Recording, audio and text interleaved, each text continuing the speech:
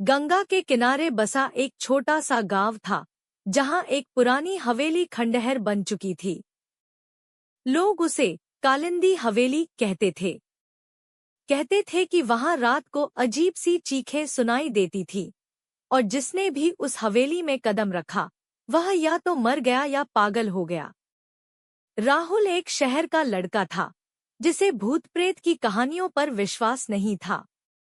जब उसने गांव के लोगों से हवेली के बारे में सुना, तो उसने वहां जाकर खुद देखने का फैसला किया। गांव वालों ने उसे बहुत रोका, लेकिन राहुल ने हंसते हुए कहा, अगर वहां सच में कोई भूत है तो मैं खुद उसे कैमरे में कैद कर लूंगा। रात के 11:55 पर वह अपने कैमरे और टॉर्च के साथ हवेली में घुस गया। हवेली अंदर से और भी डरावनी थी। हर ओर मकड़ियों के जाले थे, दीवारों पर अजीब से निशान थे, और हवा में सड़ी हुई गंध फैली थी। चलते चलते राहुल को एक पुराना झूला दिखा, जो अपने आप हिल रहा था।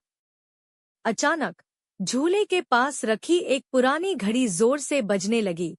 ठीक 12 बजे। उसके साथ ही हवेली में जोर जोर से हंसी और चीखों की आवाजें गूंजने लगी। राहुल ने इधर-उधर देखा, लेकिन उसे कोई नहीं दिखा। पर तभी पीछे से किसी ने धीरे से उसका नाम लिया, राहुल। राहुल ने कांपते हुए पीछे मुड़कर देखा।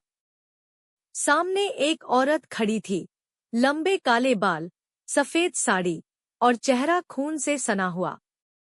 उसकी आंखें गहरी काली थी और वह मुस्कुरा रही थी। तुम यहाँ क्यों आए हो?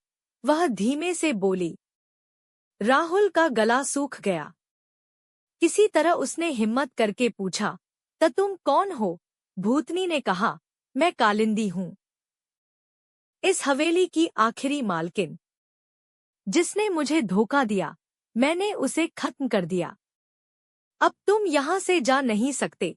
इतना कहते ही हवेली के दरवाजे अपने आप बंद हो गए। राहुल भागना चाहता था, लेकिन उसके पैरों में अजीब सा दर्द होने लगा। ऐसा लग रहा था जैसे किसी ने उसे जमीन से बांध दिया हो। भूतनी आगे बढ़ी और राहुल का गला पकड़ लिया।